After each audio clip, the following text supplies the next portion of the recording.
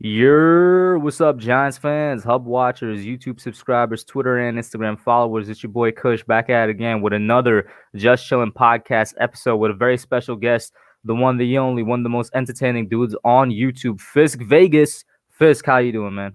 Hey, what's good, man? Y'all know the vibes, man. I'm just sitting here kicking it.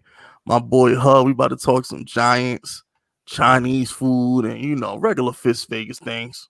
Shout out to everybody in here. I do see some Fisk unit members in here. Hopefully more of them coming on in, like Mr. YTC, the shooters and whatnot. Shout out to Jaden Dawkins, Zach, Edward Chan, Joseph Balby, Drew Pierce, Max Webster, E-Dog, Sunday, hello Sunday, Joe Yaddo, who's King Brazy? Is that one of your dudes? King Brazy? Yeah, that's one of mine. And George, what's up, guys? Thank you for tuning in. So Fisk, I'm gonna be honest with you, bro. We got some beef that we need to talk about. Fisk is out here capping on Twitter because somehow, some way, guys, Fisk thinks that Kong is gonna be Godzilla. Oh, this shit. Here. I don't know how in the world he came to this conclusion, but it's blasphemous, and he's gonna need to explain himself. Oh my gosh! Understand something, Hub. King Kong is that dude.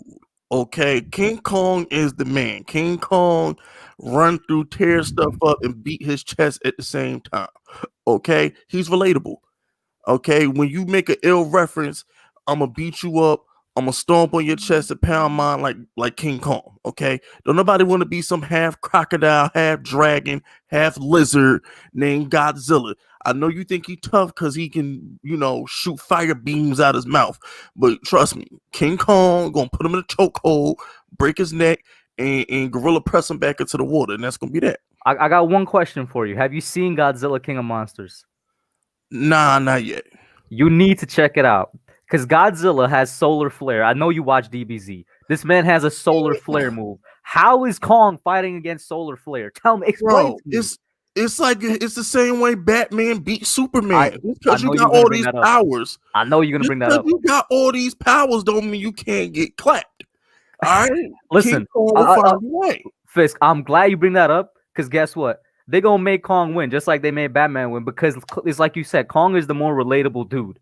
They're gonna make him win because he's also technically the underdog, even though he really should not win. He really should not win. All right, you talk about laser beams, solar flare, and the fact that apes can't swim. All Godzilla gotta do is drag this man in the water, and he's gonna drown, bro. Come on. Ain't nobody scared of that lizard, man. He a lizard, man. He a lizard with spikes. Ain't nobody scared, son. Yo, you actually got some Kong support in the chat as well. I'm disappointed in my channel members here. Because I don't care about Godzilla, bro. Godzilla is a lizard mixed with a crocodile with spikes on his back. Don't nobody care about Godzilla. I'm gonna really need you to watch King of Monsters though, like on the real, off of this whole joke stuff right now. Let me know when you watch it. It's probably the best monster movie out there. It's on HBO Max. Yeah, I'll watch that. I'll fall asleep to it tonight, man. Real no cap. I'll probably fall asleep to it tonight. If it's on HBO Max, I can check it out tonight. And Skull Island is on HBO Max too. Oh yeah, because it got Brie Larson in it. Yeah, I think she like a 9. I give Brie Larson a solid 9. I don't know why people was hating on her for Captain Marvel. It's the personality. It's not the looks. Shout out to Inferno Productions. Thank you for the $2. Well, it's actually $3 super chat. He says, "I'm here from the Fisk unit. Thank you for tuning in, man." You already know the vibes, man. Throw them FUs in the chat, man. The Fisk unit, we mobbing, man. Exactly, but with Brie Larson, bro, the whole thing was apparently she tried to push her whole feminist agenda on everybody on the Captain Marvel set and then on the Avengers set. So cast members just sort of like stayed away from her because she didn't know how to take a hint and just like be a normal person and like have a normal conversation and stuff. So yeah, that's where all the hate came from. Well, I'm gonna be honest with you. You gotta understand, like, see, I don't have issues with people like that because I'm a very direct person. All right, if you're doing too much, I'm gonna let you know you're doing too much, and I'm gonna be as rudely, as disrespectful as I possibly can about it. So there could be no ifs, no maybes, or did he mean that, or maybe he was joking. Nah, I want you to feel disrespected, so you know not to do it no more. You know what I'm saying? If somebody on the Avengers staff, look at this. John Doe said the cast didn't like her at all. They visibly roasted her. Yeah, but that's their fault because they built the monster. When somebody is annoying like that, you got to put them in their place quick. You can't let them be annoying and then get mad when they annoying. You got to nip it in the bud. I don't disagree with you. But what I am saying is that's the answer to your question. That's why people hate her. Like, even on the internet, she started her YouTube channel, bro. If you ever turn her YouTube channel, pure dislikes. She had to turn off comments and everything. See, man, that's not cool. See, I think what people need. See, that's not cool, man. Because you think about her feelings, and I tell people all the time, YouTube as a platform is the coldest place to build your following on, because there is a like and a dislike button. There is a comment section. And once you start turning stuff off and finagling stuff, like, I ain't gonna diss nobody on your YouTube, on your platform, but there's this raving YouTuber out there who don't want to show his subscriber count because he done lost subs. You know what I'm saying? So people on YouTube, it's like, once you start hiding your sub count, once you start showing weaknesses, it's over. Bingo, it's over. So I feel bad for her because now she can't come back from that. So now all her haters, they know it's like, yo, we can push her and she'll run. Yeah, I just think that's wrong. Shout out to Juice Alert in here. Thank you for the $5 super chat. He says, tell Fisk Daniel Jones is a below average quarterback and Dwayne Haskins. Hold up. How? Wait a minute. How do you still have some type of faith in Dwayne Haskins? Wonder why he was in my firing ring, right? How? Juice Alert, listen, Juice Alert be doing his thing over there, man. He's a great YouTuber. He ended off with a compliment. Thank you, but this makes no sense, Juice Alert. This is an L right here, bro. I don't know how you think Dwayne Haskins is recovering from anything right now. See, what you got to understand about Juice Alert is Juice Alert got like 6 kids. He sleep on his baby mama couch. He drive his side piece car. So what it is he got to support Haskins, because Haskins might low key, you know what I'm saying? He probably bought some Haskins jerseys last year, but he can't afford to resell them. Yeah, he can't afford to get no new ones. So he got a bigger Haskins in front of his 6 kids, so they still want to wear the jersey. You know what I'm saying? So it's got to be something, bro. Listen, Haskins, bro. There's 2 things I want you to do. Number 1, I want you to pay some child support so you don't go to jail. All right. And number 2, I told you. All right. Take the bass out your voice when you're talking to me. All right. Stick your chest in. Fix your posture. All right. Don't look me in the eye no more. That comment that you just sent me was too formal. All right. Don't be super chatting hub when I'm over here disrespecting Daniel Jones. All right. When next time you disrespect Daniel Jones, I want you to slap yourself. All right. And then if you feel a certain kind of way about disrespecting Daniel Jones, I want you to backhand yourself, and I want you to keep doing it like a Bugs Bunny skit. You know what I'm saying? Remember back in the days when Bugs Bunny used to slap people? He used to take his glove off. Yeah. Go back and forth, back and forth, back and forth. That's what I need you to do, because it's not sinking into you. So go ahead, go slap yourself for like 5 minutes, and then send another super chat, and let's see the difference. Shout out to Diggy in the chat. Diggy, another great Giants YouTuber. He says Haskins is cold booty. Notice I didn't actually address him, right? I'm not dignifying that, bro. I just diss him. I'm not dignifying no Haskins to Daniel Jones comparison. I'm not dignifying that with a response. And then also shout out to Nerd Cage Live. He says Syracuse, New York loves Fisk Unit in the hub. Keep up the great work, fellas. Thank you, Nerd Cage. Yeah, shout out to Nerd Cage. Then we got another super chat here from Joe Yato, $5. Thank you, Joe. He says Daniel Jones is going to break out this year once he gets receivers who could catch the damn ball. DJ is going to ball out. I'm telling you, Fisk, all we need is a number 1 that could actually catch the ball. And with Saquon coming back, I think this offense is going to be a lot different. It is. And, the biggest thing with Daniel Jones is, look, year 3 is important. Whatever Daniel Jones is next year is who he's going to be the rest of his career. So I'm hoping that we get the right weapons around him, and when it's all said and done, Daniel Jones has to do his job. It's gonna come a point in time where it's like, all right, Danny, make him better, elevate, figure it out, and that's really the type of time I'm gonna be on with Daniel Jones year 3. At what point do you think we get to say that? Like, is it after we get that one number 1 receiver? I don't care what the Giants do. At this point, I don't care what the Giants do. At this point, either you're the guy or you're not, because it's not going to be peaches and cream your whole career. So hopefully, Daniel Jones can just go out there, figure it out. At year 3, look, the training wheels is off, the gloves is off. It's year 3, okay, Danny, get it done. Whether we get your number 1 receiver or not, figure it out. Figure it out. I agree with you, because I have a 3-year rule for every single player that's drafted. I'm like, by their 3rd year, you know what that player is for the rest of their career. Like that's just it's you're gonna have outliers here and there like Patrick Mahomes. We knew who he was by his first year, but generally speaking, it's by their third year. Shout out to Ligma for the $2 super chat. Thank you. He says, just because Fisk is here, DJ is Mac Jones. What? First of all, fix your grammar, Ligma, because I could barely read that. And then Fisk, I don't even think he's gonna dignify a response to this, but we're gonna. Your name is Ligma, bro. Like for real. Like your name is Ligma. You sound like something that I spit out when I'm done coughing. You understand? Check this out. Daniel Jones has the tools to be an MVP in this league, okay? The only thing wrong with Daniel Jones, like I told you, is the lack of weapons. So we're not going to go a whole offseason without getting this kid weapons. That's the first thing Gettleman Judge said. Got to get playmakers. Get the kid some weapons. Figure it out. All right? That's all I'm saying. Figure it out. We're going to get at least 2 new receivers. And according to my man Austin Mack, Slayton getting cut. So, hold on, what?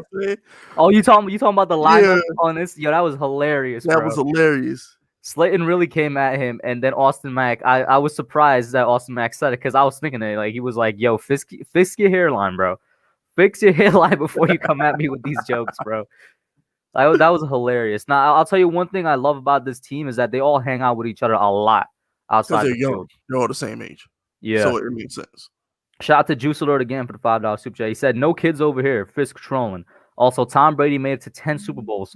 Proves even more that Eli is the first ballot Hall of Famer before beating him twice. So you're telling me that you don't think Eli's first ballot, Ben Fisk? See, here's the thing, right? And then I tell you Juice Alert was going to take that bass out of his voice and come back with a better super chat. He slapped himself for a couple times. I told you. See, now Juice Alert talking with some common sense. So what it is this, Juice. All right. Eli Manning will be a first ballot Hall of Famer because he deserves it. He's top 10 in every category, and he has 2 Super Bowl MVPs. There's really nothing to talk about. Them 2 Super Bowl MVPs could have came against anybody. It don't matter. 2 Super Bowl MVPs in top 10 numbers in every category is Hall of Fame. Mm-hmm. So beating Brady twice is just icing on the cake, to be honest with you. And not to mention, in addition to beating Brady twice, is that one, first of all, in my opinion, for beating the undefeated team alone, that alone puts him up there. You could argue that if you want, but I find it hilarious. I don't know if you saw it the other day. Eli was in an interview. He was like, anytime he's around Tom, he never brings up the Super Bowls. Tom is always the one to bring up the Super Bowls, and he still brings up the 07 one the most. That was real quick. Shout out to Sherm. Yo, shout out to all my Fisk unit soldiers in the chat, man. I see Sherm said I'm in here, Fisk. All my Fisk unit soldiers in the building. Shout out to y'all. But P game though, that was gonna be today's video. Really? But Deshaun Watson thing came out, and I was like, and we could get into that in a couple minutes too. I figured it'd be fun if I did a hypothetical. What could the Giants trade for Deshaun Watson? Just a hypothetical video. I want Daniel Jones because I feel like Daniel Jones has the potential to be better than Deshaun, in my opinion. Because Daniel, like, you gotta understand, Daniel Jones is 6'5", 240 and can run like a deer. He be gone. Bro, he's faster when he gets to full speed than any other quarterback. Exactly. So it's a situation where it's like we got to tap. Daniel Jones is Gohan from Dragon Ball Z, okay? We need a Piccolo or a Kami or somebody to get the greatness out of him. He's Gohan, bro. He got all the potential in the world. We just got to get it out of him. What I hope happens is that what happened with Gohan and DBZ doesn't happen in real life. Shout out to Mac the Giants fan for $2. He says Fisk dropping gems. And Fisk knows what I'm talking about with Gohan and they really nerfed his character like basically halfway through his arc, man. Well, the thing is, I'm gonna be all right. Here's the deal. The problem with Gohan, see, a lot of that's just bro, let's keep it real. In my opinion, it's just straight up they didn't want anybody but Goku to be the face of the franchise. Basically. You know what I'm saying? Basically. That's exactly really what that was. And shout out to Nate Talks Johnson here, another Giants YouTube. He says, sorry, I'm a few minutes late. It's all good, bro. Thank you for tuning in. So actually, let's Where your hall pass at, Nate? Where your hall pass at? It's funny because Nate is in high school. Oh, so you should know better then. You still in high school. Nate should have got his pass from his teacher before he went to the next class. Yeah, man. Yo, we gonna put you on suspension. Yo, we send you to ISS, man. In school suspension. Yeah, which was worse, ISS or out of school? Oh, ISS by a mile. Sitting in that room all day, doing Not. nothing. Here's the thing: if you had other people with you and you had like a chill like overseer, it's not that bad. Nah, it was always bad, man. I don't know what ISS teachers you had, but my ISS, man, it was like being in prison in that motherfucker. We couldn't talk. You know what I'm saying? Couldn't do nothing. Really? We had our lunch at. What they had you doing for all day then? Sitting there with like work, but the work ain't enough to get you through a 9-hour day of school. You just sit there. You got like 4 assignments that you could do in an hour if you want to. So other than that, you're really just sitting there like you in prison. Mm-hmm. You know, it was rough, bro. I'm like, yo, man, like maybe if I would have punched that dude, maybe if I would have cursed you out when you took my fitted hat off, maybe I'd have got OSS. So next time you come try to take my fitted hat off me, I'm going to curse you out. And then I'm going to go home where I could play my Xbox and get on Gears of War and, you know what I'm saying, chill out for like a week. No, here's the real question. When did they make you guys go for lunch? Was it like mad early, mad late, or normal time? It was either very, very early or very, very late. One of the it was always that. It was all they always had. I've only been in it like twice, I think. And I was back in middle school, not even high school though. But it was like always super, super early, like 10 a.m. lunch. It made no sense to me. As I got older, I started. Listen, I'm gonna drop a jewel on y'all. Make friends with people who matter. Okay, make friends with your security guard, your principals, your teachers, your guidance counselors. That's just a life tip. Yeah, as I got older, I stopped getting disciplined. I could wear my hat in the hallways. You know what I'm saying? I did what I wanted to. You know what I'm saying? But when I was in like 9th grade, before I realized that I can get away with murder if I just made friends with the right people, you know what I'm saying? I was in ISS all the time. You know, I got a smart mouth too. You know, I say what I want. So, and when I was in 9th grade, I didn't understand how to turn my I didn't have a chill button. I didn't know what that was. So my mouth was even worse. Shout out to Joseph Clark for the $2 super chat. And Joseph, as always, has a fire profile picture of Daniel Jones with lightning there.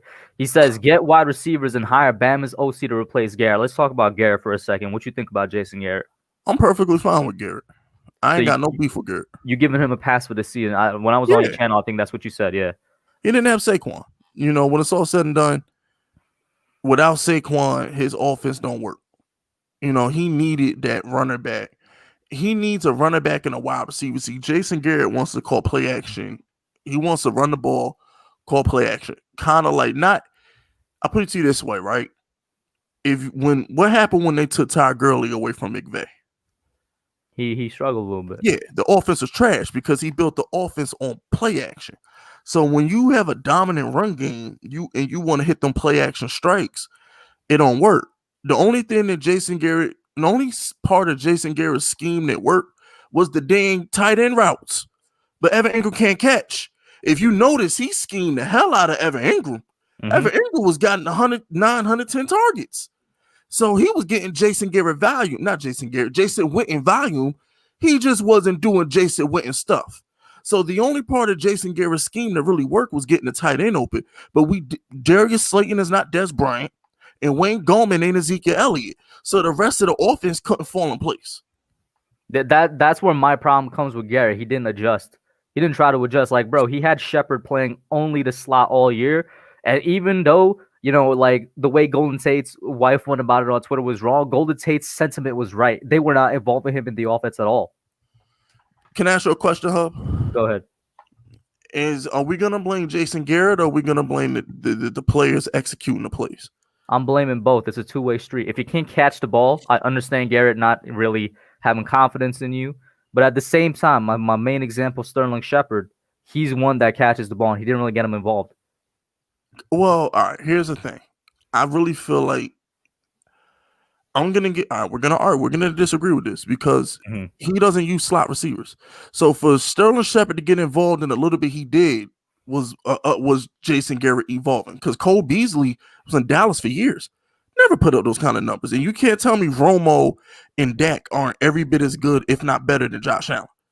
So it really just comes down to the scheme. But the reason why I give Jason Garrett such a big pass is for two reasons. Reason number one, the talent wasn't there. Reason number two, Joe Judge calls a game plan. You got to remember that. I'm not even a Jason Garrett guy, but you could add in a reason number three, COVID and the whole offseason thing. That too. So Daniel Jones in the office doesn't really get a chance to do what they got to do. But you have to understand, Joe Judge rules this team with an iron fist. So when Jason Garrett puts together a game plan, it has to run through Joe Judge.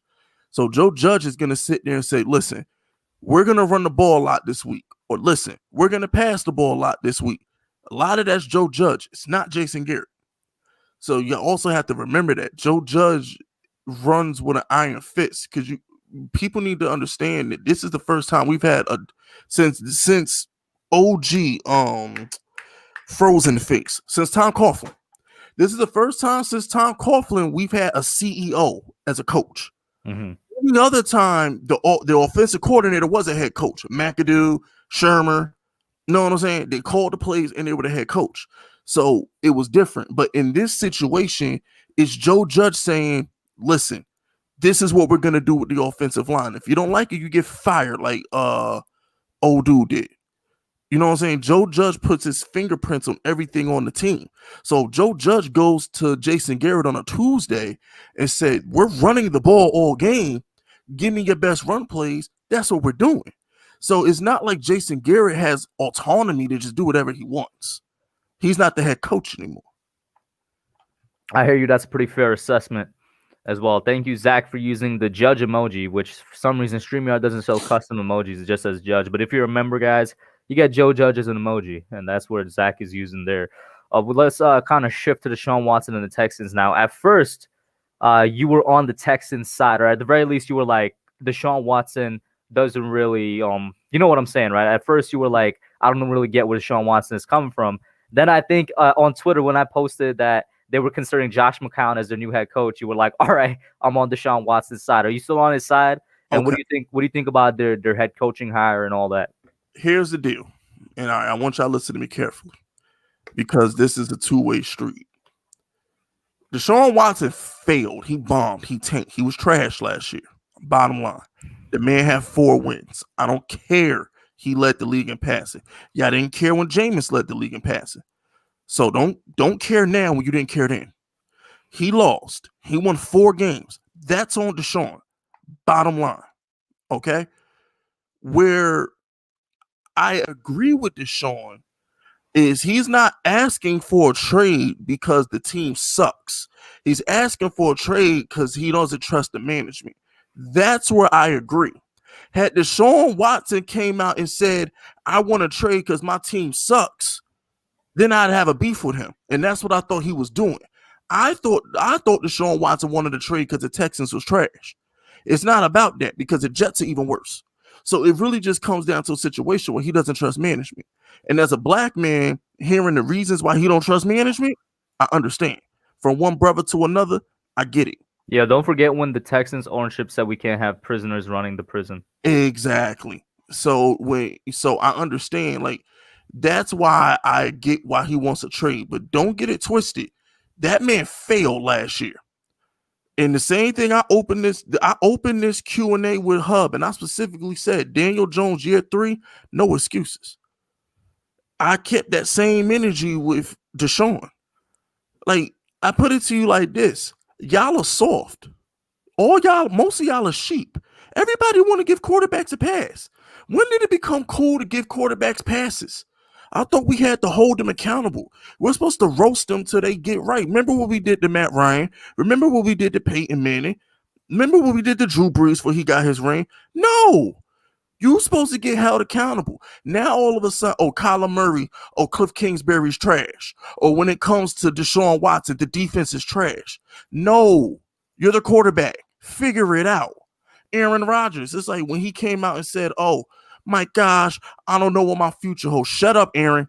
You got probably the best receiver in the league. You know what that reminded me of real quick? When Aaron Rodgers said that, remember every time Big Ben at the end of the season used to say, I don't know if I'm coming back next year? It reminded me exactly of that. And I'm sitting back like, Aaron, you're not going to get a better receiver than Devontae. Aaron, you're not going to get a better left tackle than Bakhtiari when he comes back healthy. Aaron, your defense got probably the best corner in the league, got you 2 picks in that game. What else do you need?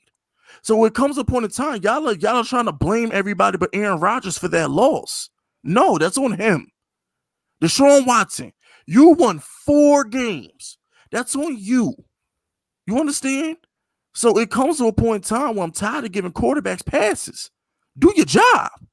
Same thing with Daniel Jones.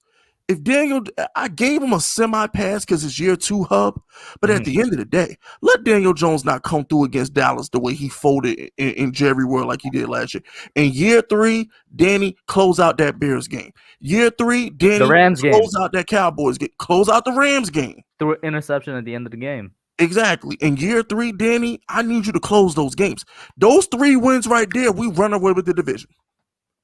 The game versus the Tampa Bay, Danny, I gave you a pass for some of them picks, but Slayton was wide open on sideline. I'm gonna be honest. Well, let's be honest. Tampa Bay was his worst game of the year, and it was the offense's best year. It was just they were not clicking. Exactly. So I'm looking at it from a perspective of in year 3, Danny, you got to make those things happen. I hold quarterbacks accountable. I don't believe in giving quarterbacks passes. In the NBA, do we give James Harden a pass? No. In the NBA, do we give LeBron and Giannis Antetokounmpo a pass? No. You know they're never going to give LeBron a pass.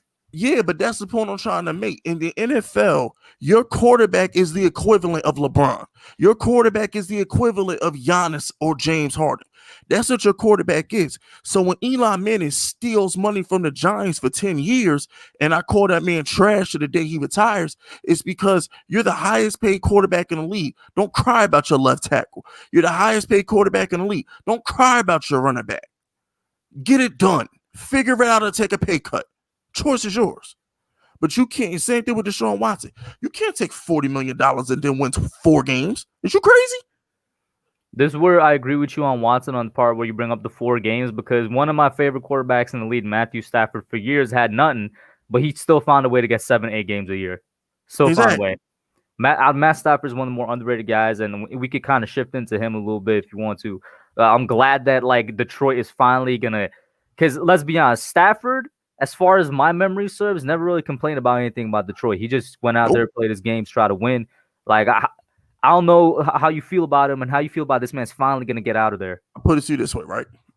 I feel about him the same way I kind of feel about Russell Wilson. I respect those guys because they don't cry. They're not demanding trades. They go out there to do their jobs. And they're not drama kings like Aaron Rodgers. Russell Wilson had nothing in Seattle for years. Did his job.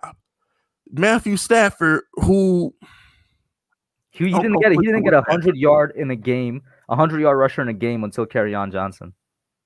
Who? Matthew Stafford.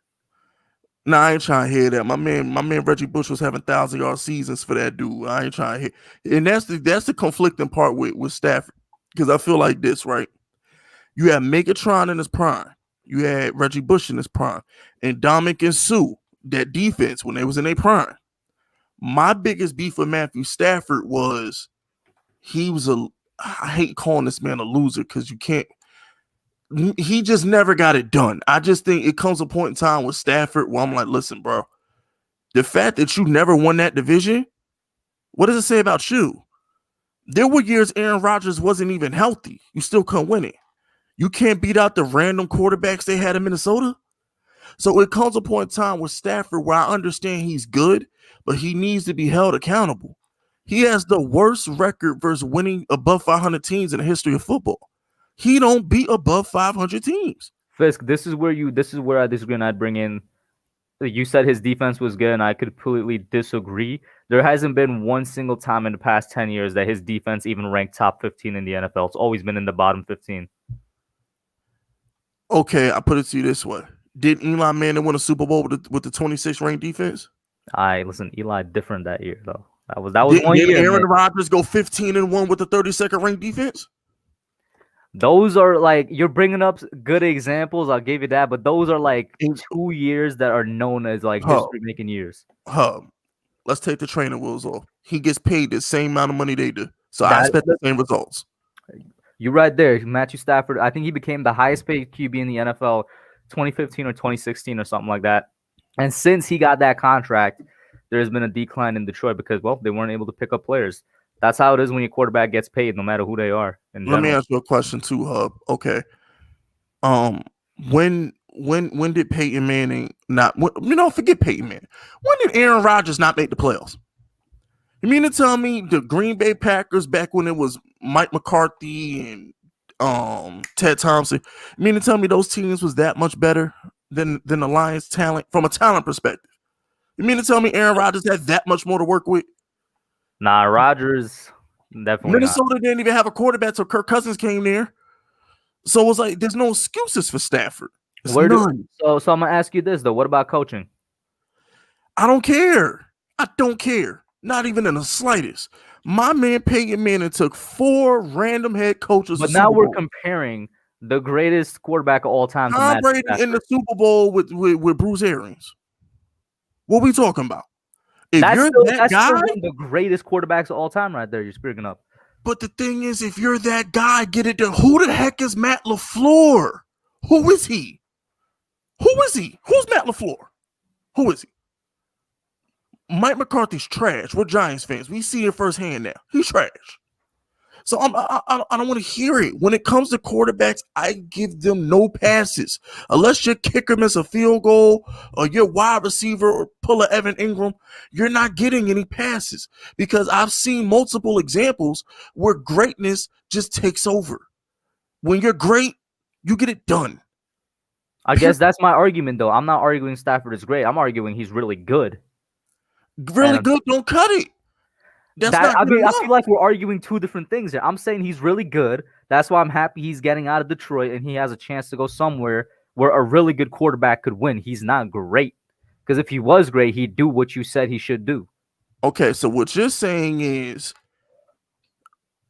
okay. All right, let's take a step back, Hub, because I thought you were saying he was great.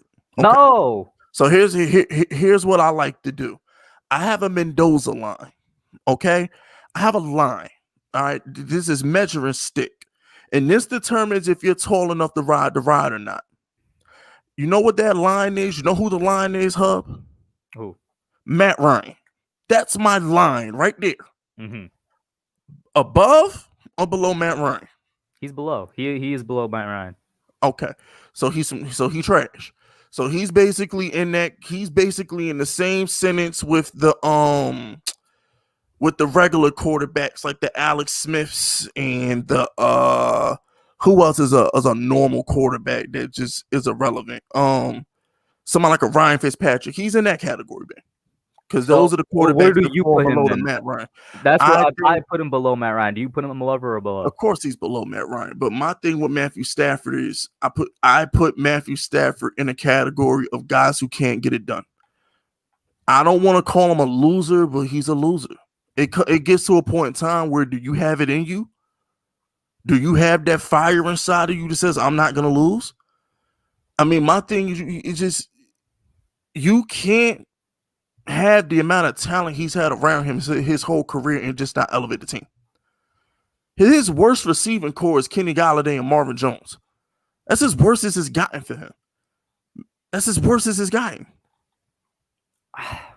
I think I'm just always going to disagree with you on this one right here because I can't just look at the receivers alone without ignoring that atrocious defense that he's had. But let me get this super chat. He's been up here for a minute. Shout out to Tudo. He's all the way from Italy, by the way. He always tunes in all the way from Italy. Thank you, Tudo. He says, ciao, my paisano hub. My man, great show as always. Love it. Thank you, Tudo. Appreciate the support from all the way across the ocean, man. Shout out to Kid Blue in the chat. Kid Blue's in here. He said, yo, Fisk in the building. Well, what up, Kid Blue? What's popping? And KB's another Matt Stafford fan. We could go on this all day, but one last question. Go ahead, yeah. On Matthew Stafford. Okay, this is why I end the argument. How about this? If Aaron Rodgers, if you swap Aaron Rodgers and Matthew Stafford, you mean to tell me Aaron Rodgers never wins that division? Bro, it goes back to what I'm saying. He's not on Rodgers level. That's comparing a really great quarterback to a really good quarterback. That's what I'm saying right there. But the thing with Matthew Stafford is when you call someone underrated, you're saying they're better than good. That's all I'm saying. You can't say somebody is underrated and then say, nah, I'm not saying they're that good. I'm just the point I'm trying to make. How about I say underappreciated then? That we can agree on because I think he's probably the best player in the history of that franchise. I think he's better than Megatron. I think he's better than Barry Sanders. Now, if you want to call him the greatest line of all time, I got your back because I do believe he's the greatest line of all time. I really don't even think it's close. I bet we could end off right there. Shout out to Tudo again for the $10 super chat. Thank you, Tudo. He says everyone celebrates good times and memories with a nice bottle of champagne, but Philadelphia Eagles celebrate with a bottle of Pepsi-Bismol for heartburn. And that's a quote by himself.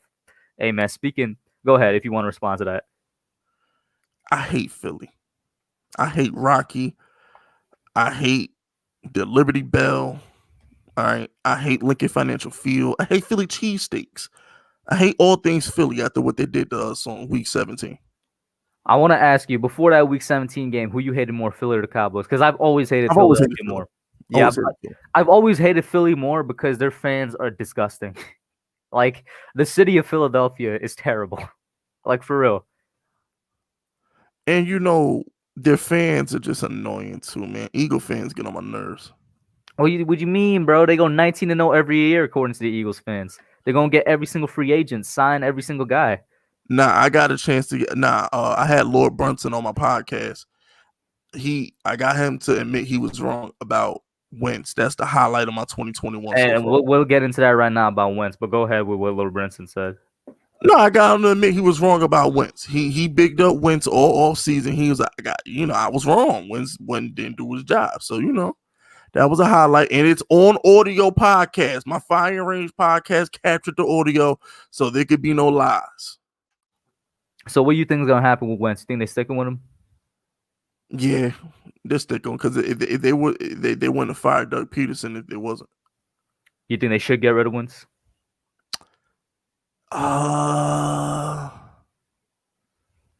Depends on what they can get. But me personally, if I was running the Eagles,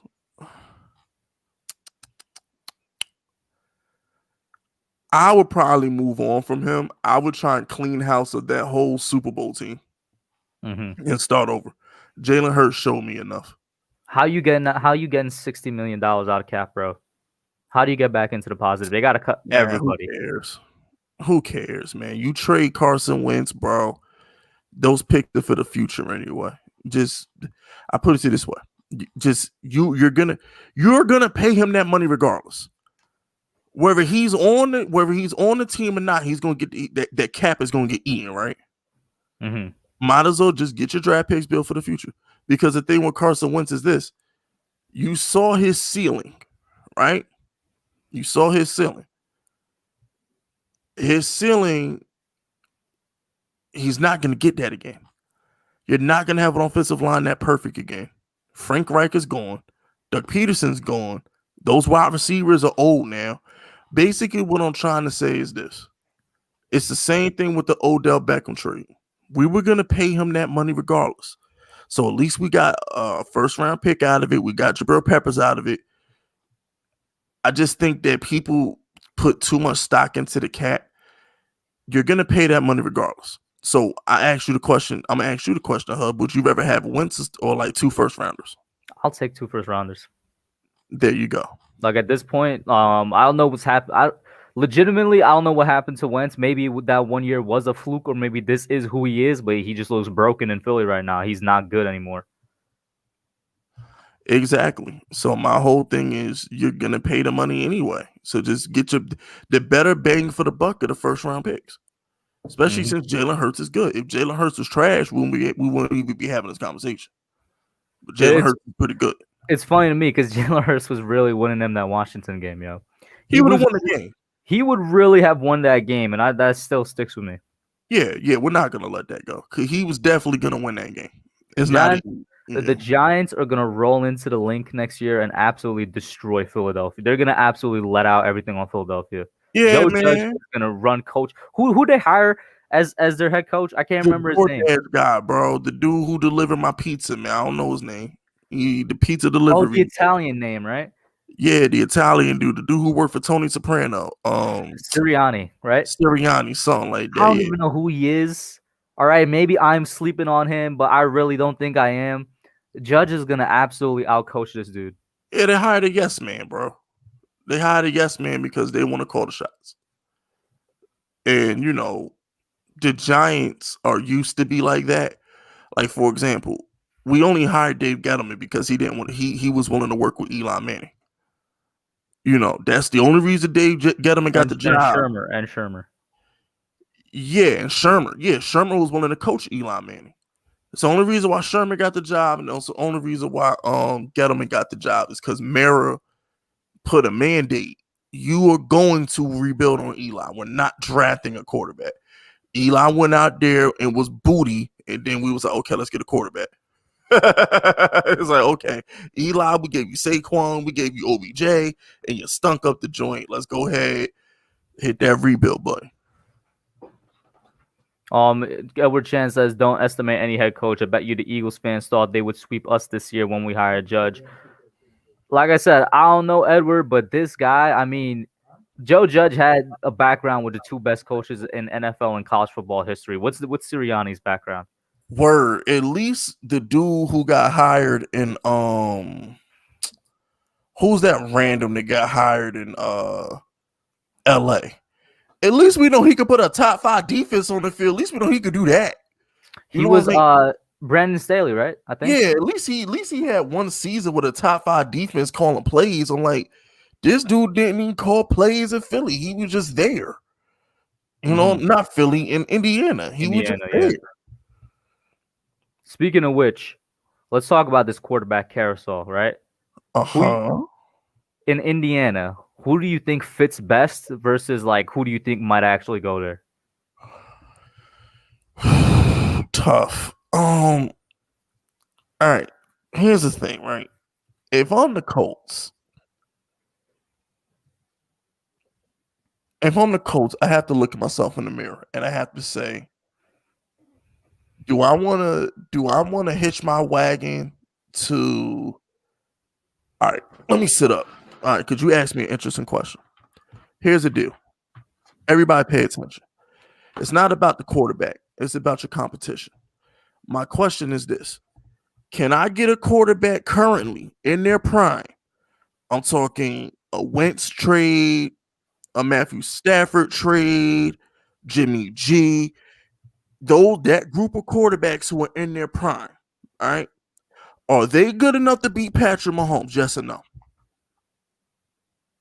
Rename the quarterback. Said Jimmy G. Who else? Jimmy G, Stafford, Carson Wentz, the quarterbacks that they can trade for. Are they good enough to beat Patrick Mahomes? Yes or no? I really don't know. Jimmy G, no. Stafford, probably not. But I mean, I would like to see what Stafford would do on the Colts. And then who was the third one you listed? Carson Wentz. Nah. Okay, so if you don't believe they're good enough to beat Mahomes, you know what you got to do? To be fair, Fisk, who can beat Mahomes right now at the QB position? One or two people? I mean, let me see. There's a couple people. I mean, Justin Herbert's good enough to do it. He's good enough to beat Mahomes. Justin Herbert's good enough to beat Mahomes.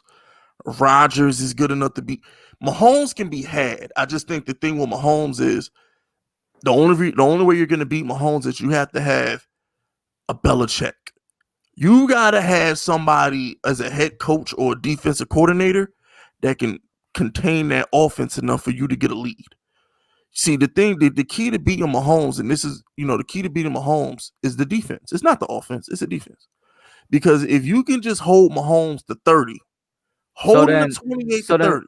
So then, Fisk, you just kind of answered your own question. It doesn't really matter about the quarterback. It matters about the defense. Oh, no. Because I said hold him to 28 to 30. You still got to get to 35. Okay, so you still got to get at least 30. Out of the 3 quarterbacks you listed, the only one I could see still getting to at least 30 would be Stafford. But the thing is, what do you think is? Are you willing to gamble on that? You ready to put your career on that? Are you talking about Coach? If you're Jake Ballard, are you willing to risk your career on Stafford? Because if you're a general manager, if you own a team, you got 2 choices. Do I want to go trade? All right. Do I want to trade for Stafford or one of these Jimmy G's or Carson Wentz? Or do I want to go in the draft and get a young guy and throw away my Super Bowl window? Because if you want that Super Bowl, you're going to have to go through Mahomes. Mm-hmm. At least if you go get you a young quarterback in the draft, All right, you go get your young quarterback in the draft. You have 2-3 years to develop him before you're ready to compete for another Super Bowl. And maybe by then, Tyreek Hill is older. Travis Kelce is already in his 30s. So maybe you give Kansas City a little bit more time to get older. So what I'm asking y'all is, do you want to go against Mahomes right now? Or do you want to go in the draft, try and get a Trey Lance, try and get a Matt Jones from Alabama, and rebuild your program so 3 to 5 years from now, then you could compete? That's the thing, though, Fisk, right? The Chiefs will get older, yeah, and this depends heavily on whether or not Ballard is like, do I want to win now or do I want to postpone, like you said? So will the Colts get old, you know what I'm saying? So will their defense get older, and their guys on the offensive line will get older too. Yeah, but the thing is, when you're rebuilding around a quarterback, once he's that guy, it don't matter. See, when they had Andrew Luck, they was winning 11 games a year with trash because Luck was that guy, which is why I give Matthew Stafford no sympathy, because I'm like, Matthew Stafford in Detroit he has way more talent than Andrew Luck even dreamed of having when he was in Indiana. 100%. You know what I'm saying? Luck was one of the best QBs when he was at the top of his game. But I'll tell you this to kind of get back to your question. I think that Jake Ballard would take the QB now because he's probably going to try and get in this window, whether or not that's the right decision. I think that's what they're going to end up doing. If I was him, I would go in the draft. And you would take a QB. I would go in the draft. Here's the thing. Frank Reich has yet to have his chance to handpick a guy. Mm-hmm. Let Frank Reich go get his Daniel Jones. What I mean by that is Pat Shurmur drafted Daniel Jones, not Dave Gettleman. Pat Shurmur said, get me that guy. He's perfect for my offense. And what did he do? He threw 24 touchdowns in 12 games for Pat Shurmur because he was drafted for Pat Shurmur's offense. So let Frank Reich go get his quarterback. So now I'm going to ask you, that's what you think they should do. What do you think they're going to do? I think they're going to try and get Stafford or Sam Darnold. I think they go get a veteran quarterback because in their eyes, they want to win. They want to compete. But the fact of the matter is they're not going to beat Mahomes. The next 3 years, you're not touching them. Bottom line, you're not touching Mahomes while Kelce and Hill and Reed are there. You're not doing it. Kelce and Hill are in their prime. Chris Jones, Tyrann Mathieu, the Chiefs that are going to back-to-back Super Bowls, they're in their prime. You got to wait this 3 years out. You're not going to touch them, which is why I think the Chargers are set up for success because by the time Justin Herbert starts hitting his prime, Mahomes won't have as much help. You see, this is as good as Mahomes is ever going to have it. Fisk, I think you're making a big mistake here. They drafted those guys. And if they continue to draft guys like that, then he's going to continue to have help. No. McCole Hartman is trash. He ain't Tyreek Hill. If they continue to draft, bro, what's stopping them from drafting another Tyreek? What's stopping them from drafting another Tyreek Hill, like, say, 2 years down the line? Go ask Donovan McNabb. Let's not act like Andy Reid is some kind of genius. Go ask Donovan McNabb. Is it guaranteed? Is Mahomes guaranteed to have wide receivers? He's also guaranteed to not have them as well. That's what I'm trying to say. Like they could very well end up drafting, saying another good tight end and drafting another good wide receiver. Not as great as Kelce, because Kelce is like top 5 tight end. Not as good as great as Hill is right now, but still good enough. Yeah, like, but that could happen. But here's the thing though. The more Mahomes makes, because the harder it's going to be to do that. What I'm trying to say is, don't do it now. This is as good as it's going to get for him. It's not going to get better than this. His new contract hasn't even kicked in, Hub. So the thing is, it's not going to get. Wait him out. I put it this way, it's better to be good 3 to 5 years from now than it is to be good right now. Ask the Buffalo Bills. Mm-hmm. The Baltimore Ravens, they weren't going to beat Kansas City. So it's better to be good 3 to 5 years from now than to risk it all and try and beat him now. You're not good. You just had Andrew Luck 2 years ago. He beat you by 2 touchdowns. So what we talking about? You just had Andrew Luck 2 years ago. You got beat in Kansas City. Did that or did that not happen? That did happen. So my whole thing is, if I'm Chris Ballard, I'm looking in the mirror. If Andrew Luck couldn't beat Mahomes, is Stafford going to beat him? No. Is Wentz who's had like 2 playoff snaps gonna beat him? No. Jimmy G couldn't beat him in the Super Bowl. So all I'm trying to say is, unless Aaron Rodgers is on the market, unless you're getting Tom Brady or something like that, go in the draft, let Frank Reich get his guy. In 3 years from now, then we go at the Mahomes. That's all I'm saying. Shout out to Jaden Dawkins for the $2 super chat. Thank you so much, Jaden. He says Mahomes ain't beating Eli because of Eli. Jaden, you definitely talking bias right now, man. You talking reckless. No, Eli's winning against Mahomes. Oh yeah. We got Mahomes in the Super Bowl. We got that. No, we got that. Explain to me, how is Eli beating Mahomes? Whoa, hold on, time out. You don't like either of our Giants teams against this Chiefs team? No, wait. Which Giants teams are you talking about? It don't even matter. They're the same thing. They're the same. All you doing is swapping. All you really doing is swapping Plexico and Tumor with Cruz and Knicks. They're the same. Other than that, they're the same team. You tell me our defense could stop that Chiefs offense? Yeah. We held the greatest offense ever assembled to 14 points. We got a pass rush. Yeah. You know what? I take it back. I completely forget how good that 07. Okay, thank you, Hub. No, I completely forget how good that 07 Patriots team was. I'm gonna keep it 100 here, man. Bro, because you know why? This speaks to the greatness of that defense. You know why you forget how good that 07 Patriots team was? Because they put up 14 in the Super Bowl. Exactly. I take it back. Jaden, you're right. Because let's keep it 150,000 here. I love Tyreek Hill to death. He ain't Randy Moss. There's like 6 inches of height difference right there. He ain't Randy Moss. And you know, as good as Travis Kelce is, Wes Welker was a demon on the Patriots team. And they had Benjamin Watson in his prime where he was like a 4-5 at tight end. So it was like, come on, man. That page, and they had a better offensive line. They had like 3 All-Pro. They had, Matt Light was an All-Pro. Their left tackle was an All-Pro. They had a better secondary too. If you go over to the Patriots defense side. Yeah. Could you imagine Eli Manning? Bro, did you see what Plexico did to Charles Woodson and Al Harris in the conference championship game? You really think them dudes on Kansas City won with 6'5" Plexico? Receivers aren't built like that anymore. They don't know how to compete with a receiver like that. Nah, man. I liked it. And then on top of that, Eli Manning is cool as the other side of the pillow, baby. In the postseason. When you talking about the playoffs, Eli Manning, one of the 5 best quarterbacks that ever do it. Let me hear your 5 best playoff QBs. Number 1, I'm gonna go with obviously Joe Montana. That'd be number 1. Never threw a pick in the Super Bowl. Dude was amazing. He never lost the Super Bowl. Number 2 is gonna be my guy Tom Brady. Number 3 would be Eli Manning. Well, you know what? Let me think. 4th, gotta go John Elway. John Elway drug some trash teams to the playoffs, to the Super Bowl, man. Gotta put John Elway in there. Well, like 3 or 4 times, right? Yeah, he went to 3 Super Bowls with trash teams. And 5th would be Peyton.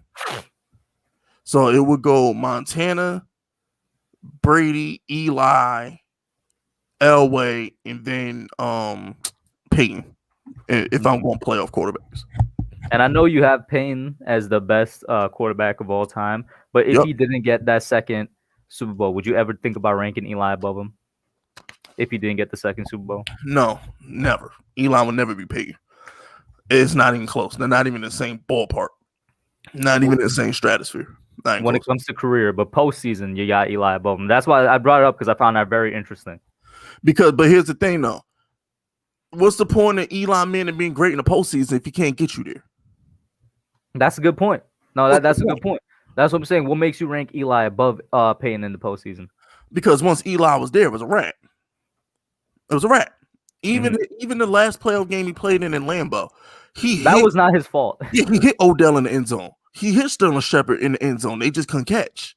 Mm-hmm. So Eli Manning still, because I put it this way: if we get out of Lambeau, we're winning the Super Bowl that year. No, I completely agree. Because guess what? We're beating the Falcons. Oh, we beat the brakes off that. We beating the Falcons. Who else was? Because I think if we beat Lambeau, I think Falcons was our next matchup. And I don't even know, who did the Falcons meet in the conference championship? They met Green Bay. They met the Packers, but the thing is, because we were the 5th seed. Yeah, because we didn't win the division, so we were going straight to Atlanta if we won that game. Mm-hmm. Because what you call it was the 1 seed. Dallas. We weren't gonna face the 1 seed because we would a high ranking 5th seed. Yeah. So yeah, we would have went straight to Atlanta, and I know for a fact we would beat Atlanta. Because somehow, some way, won a division. Because Seattle would have went to Dallas. Yes. So we would have faced either Seattle or Dallas in the conference championship. And we swept Dallas that year. So if we faced them, I think we would have beat them again. Playoff Eli would have got them. And then that Seattle, I can't remember what Seattle was like back in 2016. That team was trash. It was Russell Wilson and nothing else. That was like the first year without like, the LOB. I'm legit there with you. I'm like, if we come out of Lambeau, we're going to the Super Bowl that year. You know what we do to Tom Brady in Super Bowls. Exactly. You know what we do to Brady in Super Bowls. It's somebody that NY on the side of the helmet, bro. This year, even with the Bucks, even with Daniel Jones playing trash, we would have beat him this year. Still, if we went to the playoffs, we would have beat him. 100%. Bro, if we were the 4th seed instead of Washington, it's a wrap. It would have been lights out. It would have been a wrap. And that's the thing I like about Daniel Jones too. Like, this is what I'm saying. He has the potential. Daniel Jones be showing up. You can feel his energy in them big games. He be showing up. That Dallas game, week 17, my man was ready. Week 1 versus Pittsburgh, my man was ready. The Dallas game, even the first Dallas. Well, first of all, how about this? The second game of every division game, Daniel Jones came out and put hands on the division. We was ready. And this is what y'all have to understand. When you look at when you evaluate the Giants season and you evaluate the greatness of Joe Judge, look how great we were the second time we played all those teams. We dominated in the second game. That's coaching, and that's also shows that our quarterback is that much better than the other guy. He's better than Wentz. He outplayed Wentz twice. Washington don't count, but he's better than them too. Dallas, he was going toe-to-toe with Dak before he got hurt. Daniel Jones is the truth, man. We just got to get him. But I like that you brought up also, you also keeping him on a timetable. If he doesn't do it this year, it's done. Nah, you got to put it together this year. So getting back to the whole QB carousel, this is one that doesn't make any sense to me. Maybe I'm the only one who thinks it doesn't make any sense. And I'll get to the super chat just now. Apparently, the Rams are not sure if they want to stick with Jared Goff going into next season. Get rid of him. He got to go. You think he got to go? Yeah, he got to go. Why? Because here's the thing. I like Jared Goff. You know I'm a Jared Goff guy. Yeah, I like Jared Goff too. I think underappreciated. I'm gonna use that word again. But he ain't got the juice, man. He ain't got the juice. He just ain't got the juice. You know, he don't got the juice. That's all I can tell you. He don't have whatever that it thing is that the Bradys have, that the Joe Flacco has in the playoff, whatever that next level is that those quarterbacks go to when it's time to win big games, he doesn't have it. He doesn't inspire confidence. He's too quiet. He lacks those things. He's got the tools, but he lacks everything else. And when you have a coach like Sean McVay, he's like, bro, like, I can't do anything else for you. I've helped you reach your potential. This is all you are. You've maxed out, and it's not good enough. It's time to move on. That's all. So they give him a chance. If they do move on from Goff, what happens with him? Where do you think he goes or whatever? I don't know. Don't care. And what do the Rams do at QB? Sign or draft? If I'm the Rams, I'm going to keep it 100 with you. If I'm the Rams, I'm trying my hardest to get. I want to say, yeah, I think Stafford does good for them. Stafford be a good fit in LA. But if I'm the Rams, what about Deshaun? I know Deshaun wants to go to Miami or Jets, but what about him? Deshaun will work too. So there's two quarterbacks that you have a choice to get. If I'm the Rams, who don't mind giving up first round picks, name your price, Houston. How many of my first round picks do you want? Plain and simple. Name your price. Or, just like I said about Frank Reich, hey, McVay, go pick your quarterback. This is your guy. You draft him. This is your quarterback, McVay. I don't care if he comes from North Dakota, Duke, D3 school. I don't care where he comes from. McVay, go get your guy. Go get a guy for your scheme. I don't care what school he comes from. I don't care what numbers he put up in college. McVay, go get your guy. Go get him. Shout out to Tudo for the next $10 super chat. Thank you so much. He says, doesn't matter how you would slice a pie, but we do definitely need better coaches and trainers on the Giants offense and special teams to build and develop players. We say forget about it. Now, I will say the special teams disappointed me this year. I don't know if you felt the same way. There was like the whole second half of the season, the special teams looked trash. I don't know what was up with that. Offensively, Fisk is giving Jason Garrett a pass. I know, and I've come to terms that he's going to be back, but I wouldn't be mad if we get somebody else. I just think people need to chill on the offense, man, because we don't have no weapons. Other than the Patriots, who got worse talent than us? I mean, for real, bro, we don't have nothing. The only team who got worse weapons than the Giants are the Patriots. That's it. Only the Patriots got worse talent than us. The Jets. Nah, man, Jamison Crowder be getting busy, bro. That's one dude. But Rashard Perriman is a goon. He was just hurt. Stop it, bro. Stop when they're healthy, bro. Daniel Jones would have won 10 games if they was healthy. With those two receivers, Perriman, Crowder, they drafted the rookie in the second round. What was it, Denzel Mims? And Denzel Mims was some trash. Bro, their quarterback is Sam Darnold. Let's chill. And what about the Eagles? The Eagles had some trash weapons this year, too. The corpse of Flacco and Sam Darnold. Like, come on. Come on, Hub. Come on. What about the Eagles? You cannot tell me the Eagles had better weapons than us. Who? The Eagles? Yeah. Yeah, they had better weapons than us. Is you crazy? Bro. First of all, hold on. They got 2 tight ends better than us. Their running back core was both their running backs is better than Wayne Gallman. Because remember, Saquon. Well, how many of them were healthy?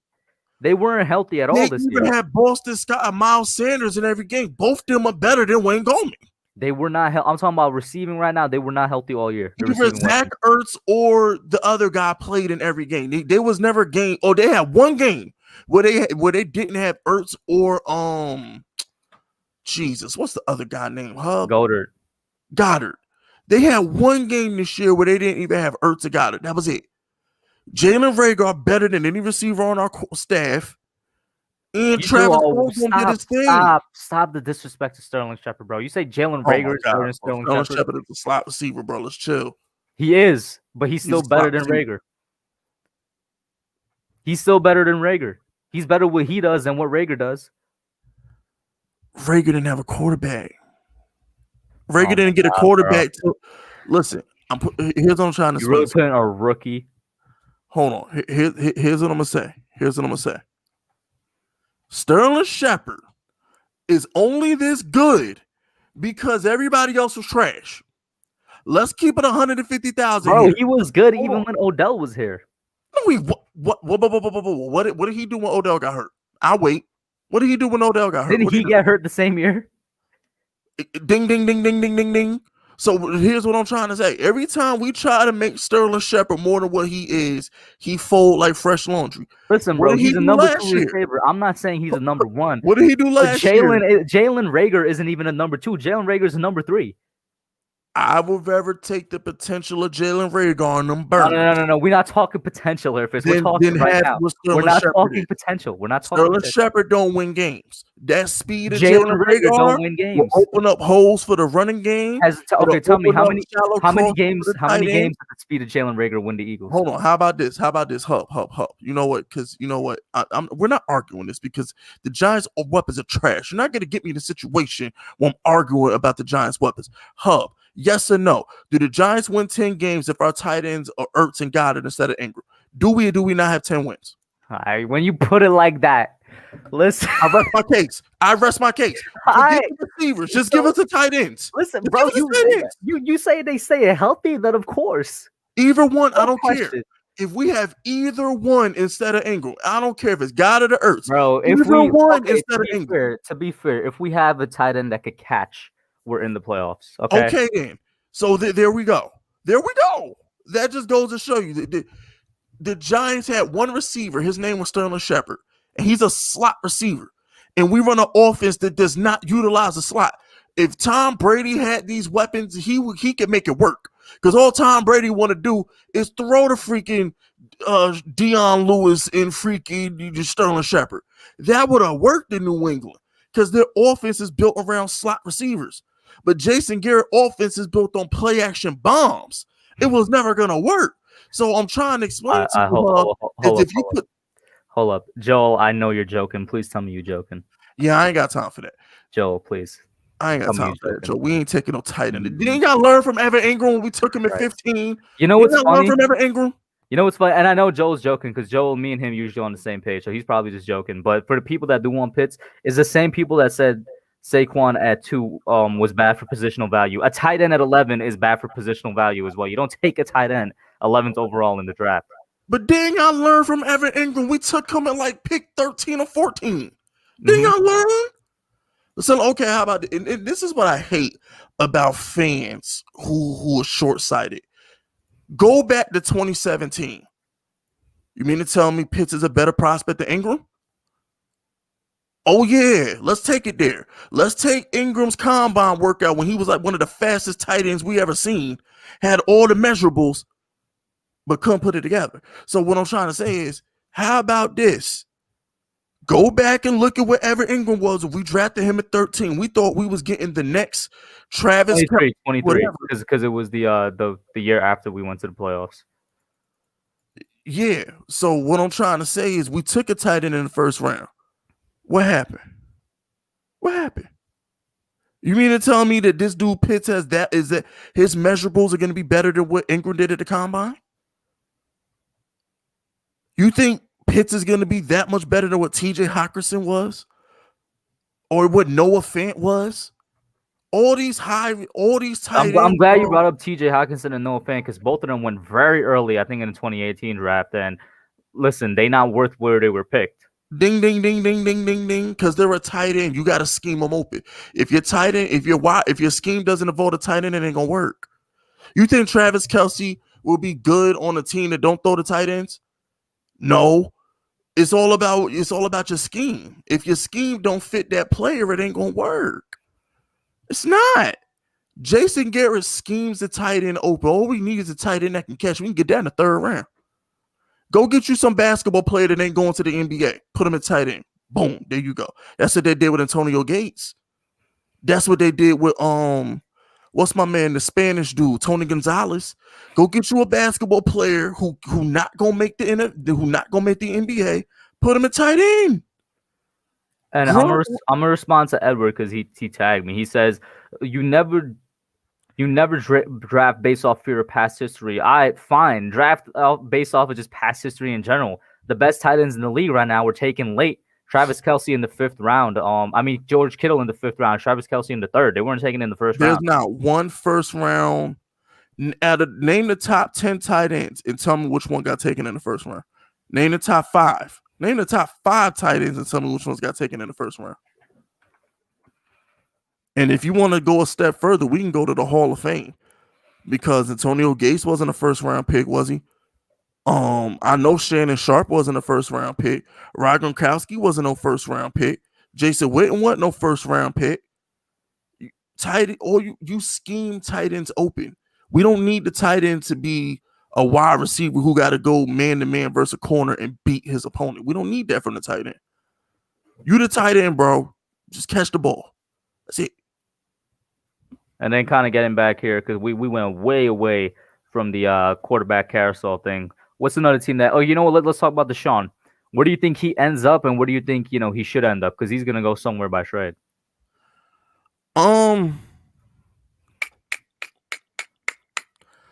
If I'm Deshaun Watson, I'm doing whatever I can to get to San Francisco. I'm doing whatever I can to get to San Francisco, get to LA with the Rams.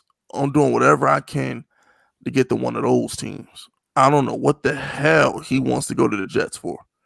Like, that's a waste. I want no parts of the Jets if I'm him. You can go to Miami. That's not that bad of a place. But if I'm Deshaun, this is it. He has to go somewhere and ball. He has to. If I'm Deshaun, go to San Francisco. Go to the Rams. Go somewhere where you know it's gonna work. You feel me? Go get that offensive genius that you need to flourish. because he has a no trade clause. So this is his decision. And then where do you think he does end up? Nope. It's looking right now like he might go to the Jets. I have no clue. I wish I could help. I wish I could answer that, but I honestly have no clue because once again, he has a no trade clause. Mm-hmm. So what if Houston says, but Deshaun, I don't like their offer? Or what if Deshaun says, but they're giving up too much? Nah, we don't. Because remember, he doesn't want a situation where the team gives up too much to get him. So I can't predict the Deshaun Watson thing because he has a no trade clause. Do you think there's a chance he just like the Texans just stick with him because they don't find anybody? Nah, no chance. Deshaun will cave before that happens. He'll cave before that happens. Shout out to Mac the Giants fan for the $5 super chat. Thank you so much.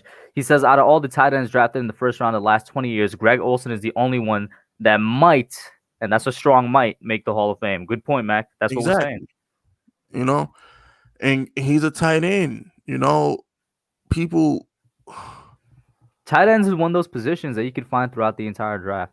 Yeah, tight end and running backs, bro. Yeah, I was about to say running back as well. Yeah, just, you know, can you catch? All you need the tight end to do is catch. I mean, I guess we want to run the ball, so go get you a blocking tight end that can catch. Go get you a blocking tight end that's not slow as a snail and can catch the ball. Ding, ding, ding, ding, ding. And Edward, I see you saying most of the top 15 wide receivers aren't in the first. Well, here's the thing with positional value. Wide receiver has a way bigger impact on the team than a tight end does. So, and there are a good amount of, first-round wide receivers that do work out. There's a good amount that don't work out, but we're talking positional value here.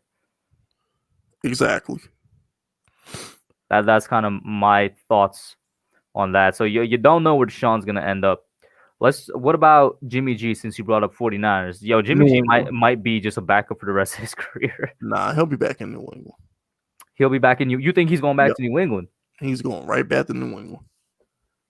They got to rebuild in New England. They're getting players. What's happening up there? They're gonna go to they're gonna get Jimmy G back, and they're gonna get him some wide receivers and a tight end. He's going right back to New England. You think Belichick about to give up draft capital to get Matthew Stafford? This is Belichick. This is Mr. Take a fifth round or we ain't doing nothing. Come on. You really see Belichick giving up mad draft capital to get a player? Come on, man. The dude was going to go into the season with Stidham if Cam didn't get available. Like, come on, man. At the end of the day, Belichick is going to go get his guy, Jimmy G, and he's going to do what he wanted to do 4 years ago, which was playing Jimmy G instead of Tom Brady. And then for the go ahead. And then for the Jets, are the Jets going to draft Justin Fields? Are they going to draft Zach Wilson? Or are they going to get somebody in free agency trade? What's happening with the Jets? If they're smart, they'll take a quarterback. If they're smart, they stay the hell away from Deshaun. Okay. They're not good enough.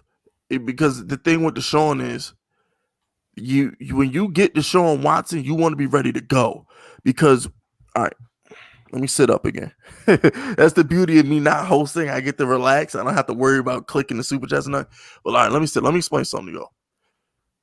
In order to make the Deshaun Jackson trade work, you have to be a team that's ready to go. If you're a trash team like the Jets, you're giving up everything that's going to make you good. You can't get better if you trade for Deshaun Watson because you're giving away all the picks that are going to make you get better. You have to be a team like the Dolphins, who are already built and can give away their picks because they don't need them. That's how the team that can get Deshaun.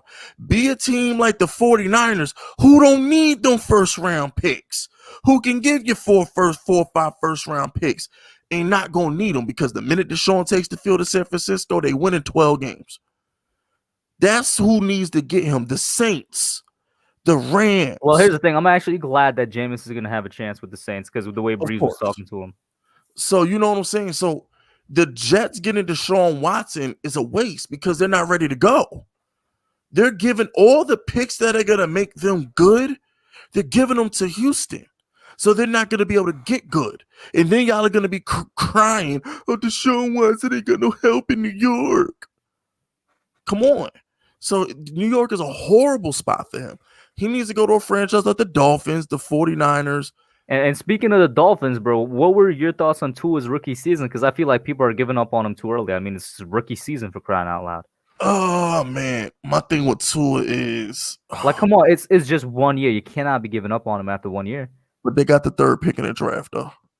So if I'm the Dolphins, I'm gonna evaluate Tua like this.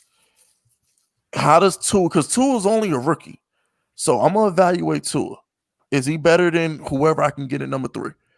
Is Tua a better player than whoever? You know what I'm gonna propose to you? The Giants with Daniel Jones as a rookie got the 4th pick, because you can make that same argument. What do you mean? You were saying he was a rookie, yeah, but they got the 3rd pick. Well, last year DJ was a rookie, yeah, but we got the 4th pick. It's like the same logic. Well, no. That's different. It's completely different. How is it? Explain to me how. Because Daniel Jones went out there and balled. He showed you something. And Tua did nothing. What was he? He was injured, right? No, but what I'm saying is he did nothing. He did nothing. He was on a team that was going to win regardless. He didn't do anything. Jalen Hurts looked better. Justin Herbert looked better. Joe Burrow looked better. Tua didn't do nothing. At least here's the thing. We agreed earlier, though, that we give quarterbacks some time. Why are we not giving Tua some time? Because his team got the 3rd pick in the draft. Wait a minute, Fisk. Fisk. You tripping. I just realized you tripping. His team did not get a 3rd pick in the draft. They got the 18th pick in the draft. No, but Dolphins had the Texans pick. Yeah, they have the Texans pick. Which is the 3rd pick. That's what I'm saying. I thought you're speaking like they earned that 3rd. No, I traded for that 3rd pick. No, but that's what I'm saying. But they have it, though. So now that you have it, you have to evaluate Tua versus the Trey Lances, the Justin Fields. What's that Zach kid? Whatever his name is. The guy that's probably going to be available at 3 will be Zach, right? So if what you're saying is what you're saying, then you're going to be like, who's better, Zach or Tua? Yeah, or can I give away all 3 of my 1st-round picks for Deshaun? You gotta. What I'm trying to say is Tua is my last resort. That's my last resort because he didn't show me nothing. He didn't. Y'all can say whatever y'all want about Daniel Jones. 18-point comeback versus Tampa Bay. The 5-touchdown overtime win versus Washington. Threw 4 touchdowns versus the Jets. 4 touchdowns versus Detroit. He showed you flashes. You know what I'm saying? Tua didn't show you nothing. Same thing with Dwayne Haskins. I'm gonna ask you this. I'm gonna ask you this. If Tua, like, say they stick with him and then he does nothing next year, is there a chance that Tua could be one of the biggest busts ever? No, it'll never happen like that because Joe Burrow went number 1 in that draft. So Joe Burrow went first. Tua was the second QB. Tua went 5th. But here's the thing. The reason why I say Tua, because the thing with Tua is this. He had the hip injury. So that took a lot of pressure off of him. That's what I'm saying. Injury. That's why I'm like, you know what I'm saying? Give him a mullet. And give him he doesn't get mullet because we got 3rd pick. It's not the way you saying it, it's not even like the 3rd pick is just a blessing in disguise. Like for me, I think they should go like that offensive tackle with the 3rd and get that wide receiver out of Minnesota with the 18, and then they're good for next year because the Dolphins' defense was great. Their offense was painfully average. Can't do it. They got to fix their offense, man. And that's what you get, a quarterback who the team believes in. The team don't even like. You need weapons. You need weapons. Don't even. They just gave Devontae Parker $70 million. We were just talking about weapons, right? Devontae Parker is his only weapon. He got Gesicki. Gesicki was a top 5 tight end. Mike Gesicki wasn't stopping. He was not a tight end. Balling with Fitzpatrick was in the game. So Mike Gesicki was not a top 5 tight end. He's not a top 5 tight end. Okay, name 5 tight ends last year that was better than Gesicki. When Fitzpatrick was playing, though. Name 5 tight ends better than Gesicki. I got you right now. Kittle. Okay. Kelsey, right? Okay, Darren obviously. Waller, right? Okay. That's the big 3. That's the big 3. After the big 3, I'll wait. I got you. Let me pull up these tight end stats. Oh, why you got no? See, the fact that you got to pull them up. I know there's somebody, bro. But I know there's somebody. Though. I know there's somebody. No, because here's the thing. Once you have to pull it up, now you're comparing him against players that he shouldn't be compared against, which lets you know he's good enough. Mark Andrews. He can't even catch. Mark Andrews had a better season than Mike Gesicki. He can't catch. But he had a better season. He dropped every important. The Steelers game, he dropped important balls. The game versus the Chiefs, he dropped important balls. I don't want to hear about no Mark Andrews. Are you serious right now? So we just throwing stats out the window right now? Yes, because he had to deal with Tua. When Fitzpatrick was in the game, Gesicki got busy. All right. Austin Hooper, Browns. Oh man, please. So you really tell me the way you're describing it is that Mike Gesicki is the 4th best tight end in the league right now? What I'm saying, he's one of the 5 best tight ends. Bro, he's one of the most athletic tight ends in the league. Give me your 5 tight ends. You want me to rank my tight ends? Yeah. Obviously the big 3. Obviously. In no particular order, we're gonna go with the big 3. I feel like you gotta have Gesicki in there. And then you gotta put my man, oh my gosh. Oh, dang. I can't say him either. I mean, Hunter Henry was nice though. I don't know. It's rough. But I'm gonna be honest with you. After those 3 tight ends, they're all the same. I don't know. I got Austin Hooper above Mike Gesicki. Maybe Gesicki ends up being the 5, but I got Austin Hooper above him. I think Hockenson is building up a nice career over there. He's coming up close. Because the thing is, you gotta understand something. What's the difference between Austin Hooper and Hunter Henry? What's the difference between like John Smith? Stays healthy. Nah, but yeah, I know. But what I'm saying is, other than those big 3 at tight end, they're all the same. What up, hip hop head? But they're all the same. None of them stand out, which is why we don't need to be taking a tight end at 11.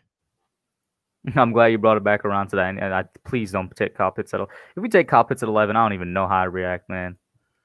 Logan Thomas, that was the example that I pinned to my video. I'm like, bro, they took a former quarterback and put him in tight end. And he had he was like the best tight end in the league, not named Kelsey, the last month of the season. Shout out to Eugene Rollins in here as well. What up, Eugene? Did I cover all the quarterback carousels? I think I did. There's probably one team out there that's slipping my mind. Actually, you know what? Let me bring it up right now. Panthers. Do the Panthers take a quarterback, or do they stick with Teddy Bridgewater? They're drafting regardless because they're going to start Teddy Bridgewater one more year regardless. So they're going to draft the quarterback. Yeah, they're going to draft the quarterback to sit behind Teddy because they want to give him a year in the system. So they're going to draft the quarterback, let him sit down for a year, and then they'll cut Teddy Bridgewater at the end of the season. What are they doing with CMC? You think they stick with him throughout the rest of his contract? Yeah, of course. They paid him. He got the bag. I'm just asking because, like, obviously Saquon comes up as well. I don't want Saquon to get paid $20 million plus, but I do want him on the team. But then you got that goes CMC. back to my hypothetical though. Yeah. I don't know how many of y'all watched my Deshaun Watson video on my Giants channel, but I said if I'm Dave Gettleman, why not call Houston, give them Daniel Jones, Saquon Barkley, and Leonard Williams for Will Fuller, Deshaun Watson, and either Whitley Merciless or J.J. Watt, and then throw him a second pick. Call it a day. That's it. Who says no to that? Me. As a Giants fan? You talking getting rid of Leonard Williams and Saquon? Yeah. Why for not? An old J.J. Watt and an old Whitney Merciless? No. Or. Either or. You could get Whitley Merciless or J.J. Watt. It don't matter. Either or.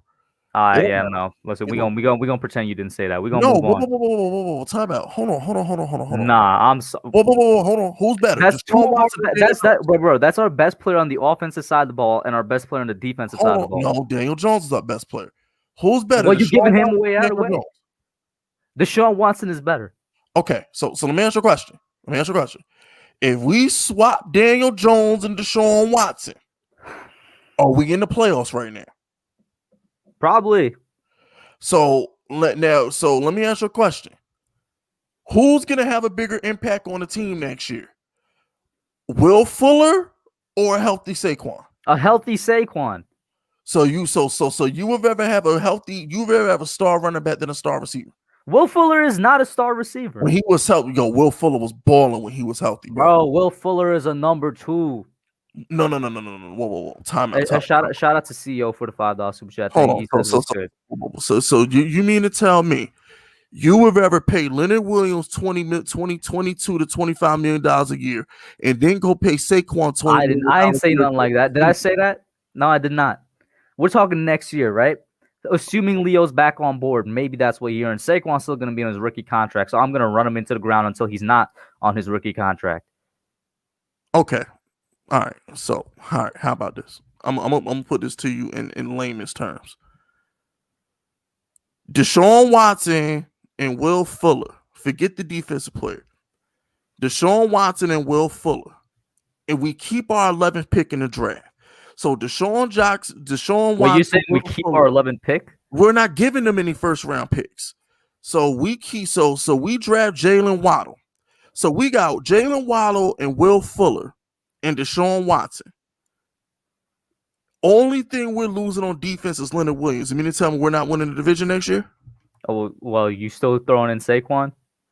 Who cares? What happened?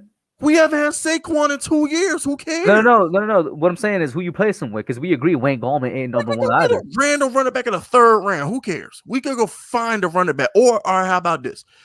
We could take Najee Harris at 11 since you want a running back. No. Stop playing. Stop playing. No, I'm asking a legit question though. If you ain't got no run game, what's the point?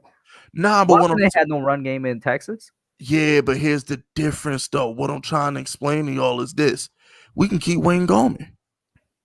No, we won't. Wayne Gallman good enough to run if you got Deshaun Watson and Jalen Waddle and Will Fuller.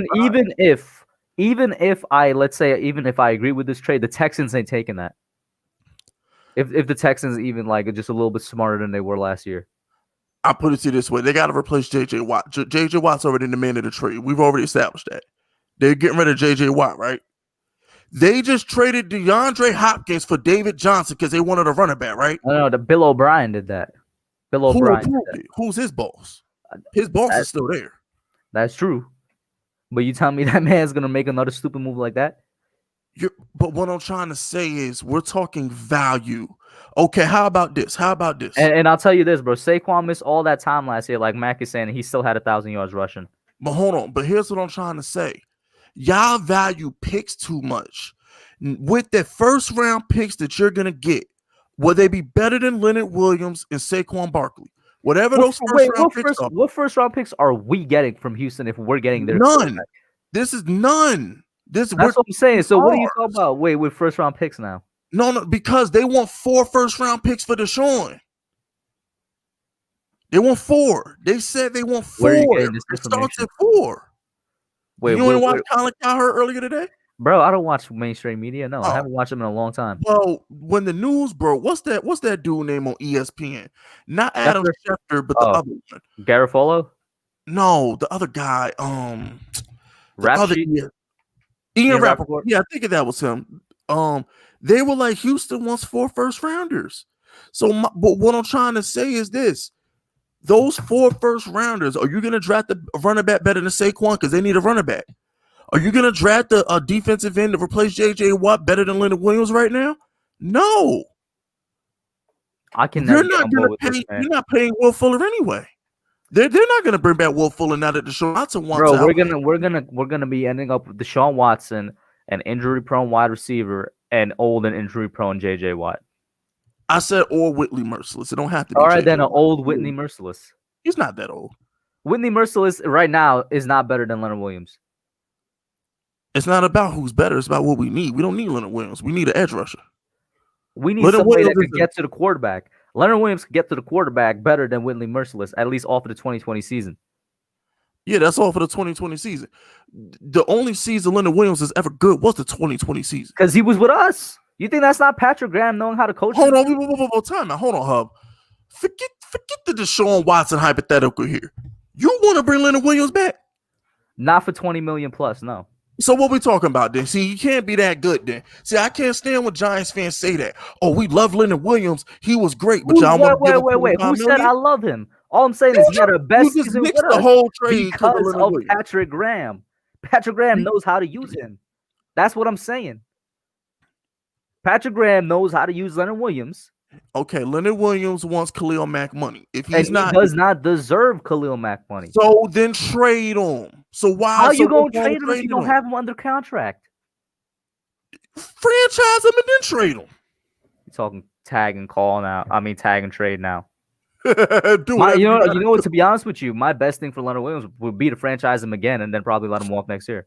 That if we're speaking outside of this whole hypothetical right here with Leonard Williams, I would franchise him this season, let him do his thing, and then let him walk the next season. But let me put my Giants trade in perspective. All I was saying was this, and it's a hypothetical video. I wouldn't trade Deshaun. I wouldn't trade Daniel Jones for Deshaun. Not in a million years. But the thing is, you got to understand something. They want a quarterback in return from the Jets. All right. His number one destination in the Jets. They're going to have to give Sam Darnold in a deal. So if the Jets give them Sam Darnold and 2 first-round picks, right? My whole thinking is, well, damn, Daniel Jones and Saquon Barkley and Leonard Williams are going to be better than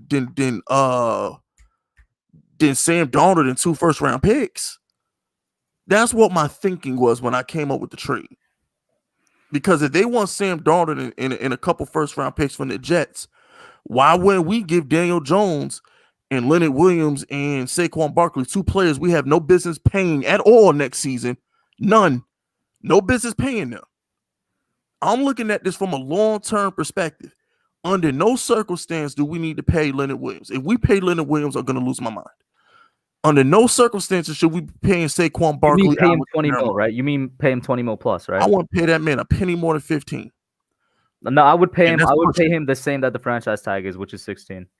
No, it's not. A franchise tag this year is going to be like 20-something million. No, you're thinking defensive end. You're not thinking defensive tackle. He's not, but that's the thing, though. Yeah, I know, but as a D end. He's playing as a D end. We're paying him as a D tackle. That's why he wants Aaron Donald money. Aaron Donald's a D tackle. Chris Jones is a D tackle. Yeah, but remember, the franchise tag jumps up every year. So if we franchise him again, it's going to be in the 20s. Not for D tackle. I'll bring it up right now. I'll bring up the defensive tackle franchise. If he got $16 million this year to play on the tag, it's going to be at least 20 to stay on the tag. It's got to bring it up. I'll bring it up. So according to overthecap.com, the defensive tackle franchise tag is it's actually lower. It's $13 million. But what I'm saying is, what about the second time we tag him? But no, that can't be because we just gave him 15 to 16 though. He got paid way more than 13 million. You gotta remember, for 2021, the cap is down, so they probably adjusted it. They probably adjusted it. I don't think so, because if they franchise tag Dak again, he getting like 37, 38. I know that for a fact. If they franchise tag Dak, the Cowboys, they got to give him like 37 million. 2020. I'm just double checking here, making sure I have the right thing up. So that was over. Franchise tag goes up every year. I wouldn't be surprised if they brought it down because we're down to like 175 cap right now. So this is CBS Sports. The last one was over the cap. According to CBS Sports, the defensive tackle franchise tag. Here you go. This one sounds more right. Like what I was saying, it's usually 16 mil. But it's projected to be 13. Yep, they're saying that they brought it down according to this article because that the salary cap got brought down. But my thing is, every single franchise tag right now got brought down, bro. But my thing is, how can we put him as D tackle when he doesn't play that position? He's claimed under defensive end right now. How are we gonna claim him under defensive tackle? I think one simple way to check this. We just gotta check the Giants depth chart and see what they list him as. All we gotta do. Dexter Lawrence is our defensive tackle. I think Leonard Williams is a right end. Let me see. He's left end. I could be wrong. I think he's left end. Where's the roster? Yo, Giants, where's their depth chart, bro? They really don't have a depth chart on their website. Google Leonard Williams. But that's what I'll do. And I'll get to CEO's thing right here. Leonard Williams. Football defensive end. Yeah, football defensive end. Yeah, D end. I feel like that's a technicality because he really is a D tackle in a 3-4. Yeah, but they're still called defensive ends, though. It's the same thing. The thing that you're arguing right now is what Leonard Williams is using to try and get that that D end money. That's the same argument he's using to get the D end money.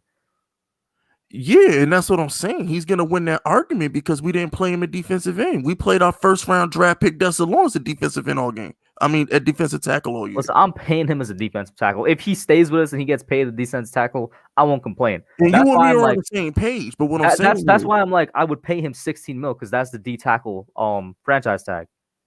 Yeah, but what I'm saying is he's never gonna accept it. I mean, hey yo, you never know, bro. You never know. I mean, listen, obviously I'm speaking in hopes right now, but you never know. Sometimes the dude is just like, I see that I'm doing best here and I won't get best anywhere else. Who knows? But this is his chance to get a big contract. So if I'm Leonard Williams, I'm like, you know what? Somebody gonna give me my $20-something million. Let me go ahead and bounce. Somebody gonna pay him. And shout out to CEO for the $5 super chat. Thank you so much. He says, I would trade DJ for Watson. That's a whole upgrade.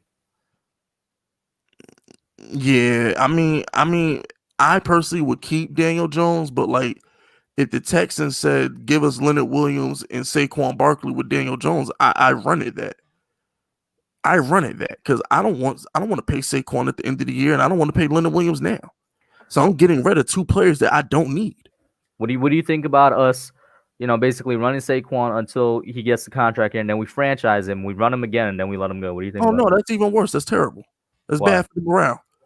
That's bad for the what? That's bad for the team morale because you're jerking one of our best players. It's bad for the locker room. You're playing this whole Saquon thing, man. I blame whoever overpaid the first running back because I want to keep him, but there's no way I'm paying him what the running back is getting paid right now. No, who's the first running back to get overpaid like that? I blame Dave Gettleman for this because he shouldn't have drafted him with the second. We barely got some time left in this, so we're not even gonna get into that. Because here's the thing, you gotta understand. The first running back that got paid was worth the money. Who was it? And that was it Zeke or McCaffrey? Who was the first? It wasn't Todd Gurley? No, yeah, it was Todd Gurley. Todd Gurley was the one who broke the market, but he was worth the money. Todd Gurley was balling. They just paid him too early. But he was balling. Todd Gurley Is there anything Saquon could do that makes him worth Todd Gurley money? No, because he's a runner back. Nothing. So how is Todd Gurley worth the money as a running back then? Because here's what I'm trying to say. The position does not dictate that money. That's what I'm trying to say. So no matter how good he may be, it's not that he's all right. Let me rephrase this because I misspoke. I apologize. I misspoke. Leonard Williams is worth every penny we pay him because he's gonna do good at what he does. But what he does is replaceable.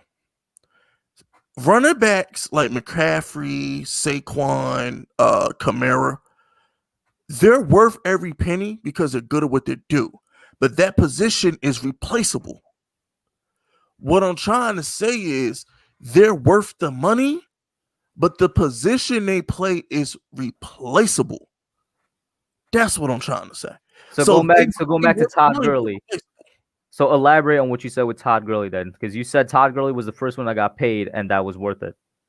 At the time, he was worth it because he was scoring 20-something touchdowns a year. But what you got to understand is he's been replaced by Cam Akers. I agree with you. So then if let's say Saquon comes out and has a 25 touchdown year, you still ain't giving him, now listen, I'm never giving him 20 mil. I want that to be said, right? But let's say you're still not giving him 16, 17 mil.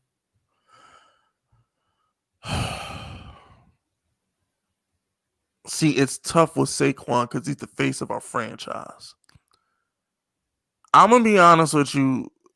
I would draft a running back to replace Saquon, but it's so tough with Saquon because he's the face of our franchise. That's why when you say run him into the ground and franchise him, it'll never work because he's the face of our franchise. We can't do that to him. You can't tell me that if we get somebody like, say, Jalen Waddle, Devontae Smith, they don't eventually become the face of the franchise because, I mean, it happened with Odell. It happened with Odell. I hope they're as good as Odell, but what I'm trying to say is this isn't a situation like the Steelers where Big Ben is the face of your franchise. Odell, you just said it 10 minutes ago, he's our best offensive player. So what I'm trying to say is as much as I don't want to pay Saquon, it comes to a situation where he's the face of our franchise. And that's why, by the way, Saquon is my favorite player on the Giants because he, like, off the field is like a giant through and through. So what? But like, here's the thing. What I'm trying to say is this: running backs are worth them. You know what? I'm gonna be honest with you, Hub. I take back everything. I hate to keep flip flopping, but the more I think about it, I don't give a damn what a running back does. I'm not giving him more than $10 to $12 million a year. I don't give a damn. This dude, Derrick Henry, just rushed for 2,000 yards and did nothing in the playoffs. Kamara, what impact did he have on the playoff game? I mean, care, bro. If I'm being honest with you, ideally, my dream situation for a running back, and that's why it's such a tough situation that we're in right now. My dream situation for a running back is just draft one every 4 years and a really good one every 4 years. And I mean, let's be real here, Hub. We won a Super Bowl with Bradshaw Jacobs. We won a Super Bowl with running back by committee, bro. The fact that people want to pay Saquon is beyond me. Did we win with Tiki Barber? Did we win? Nope. When we had Tiki Barber, did we win? Nope. All you Kyle Pitts people, we won a Super Bowl with Shockey was on IR. So it's just like, I'm going to be honest with you, Hub. It doesn't matter. The running back doesn't matter. And that defensive end that you're talking about with Leonard Williams, he's easily replaced. He's not an edge rusher. Not this year, though. There's nobody in the draft this year. There ain't nobody in free agency this year. Which is why I'm like, I would franchise him again and then go next year. Nah, but what I'm saying is you could find another fat boy to plug up holes. We could just bring back Dalvin Thompson. But we just agreed that Leonard Williams, what we're replacing is the pass rushing ability. Like 5 minutes ago, that's what we were talking about. Oh no! I want him for the run stuff and ability. I don't care, but he's not no great pass rush. I want him for the run stuff. He's good against the run. He's great against the run. He's great against the run. He was second in the league in sacks. Yeah, but what I'm trying to say is he had more sacks this year than he had his first 3 years combined. Yeah, which is why I'll franchise him. But come on, man, the franchise tag is $13 million this year. Yeah, but that's it. He's not going to take a defensive tackle franchise. So you telling me that he's going to sit out if we franchise him? No. What I'm trying to tell you is the NFL Players Association, Hub, will never let it happen. All right, let me bring back up this article then. Even if we franchise him as a defensive end, because the defensive tackle franchise went down, the defensive end franchise tag is probably like at $17 million now. I'm still doing that for one more year. Yeah. I guess, but I just feel like we could put that money towards other positions. We need a corner. We need a tight end that can catch. We need a number one receiver. Yeah, bro, look at this, bro. The defensive end franchise tag this year is $15.4 million. Yeah, but what I'm trying to say is that for the second year, though, Hub, it goes up. So what I'm trying to say is... So if we go for past years, right, how much would it go up? What, 2-3 mil? If Dak is going from 30 million to 37... Le'Veon Bell went from like a $15 million tag to like a $20-some million tag his second year with Pittsburgh as a running back. I don't know what his tag cost is going to be this year, but it goes up because it goes up every year.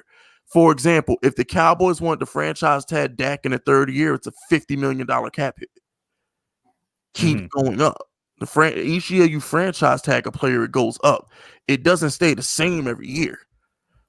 All I'm saying is that money that we're giving Leonard Williams, can't that just go towards Allen Robinson and Kenny Golladay? Because we don't have enough cap money to just go out there and get them. That money from Leonard Williams can go towards that number one receiver. That's all I'm saying. So what I'm asking Giants fans is, what's more important, Leonard Williams or somebody to help Daniel Jones? That's what you're asking Giants fans? You want me to reply to that? Yeah. I'd say we get 2 receivers in the draft and we'll be good. You love Leonard Williams that much? No. I'm talking about when you come to weapons. I think literally if we get 2 receivers in the draft, one in the first, one in, say, the third or the fourth, I think we're good. I want a sure thing. I want Golladay or Robinson. I want a sure thing. Even if we don't re-sign Leonard Williams, I don't even know if we could afford Robinson. But if we get one of those, it's going to be Kenny Golladay, I think. Yeah, no. Of course it's going to be Kenny Golladay. We're not getting Robinson. Of course it's going to be Kenny Golladay.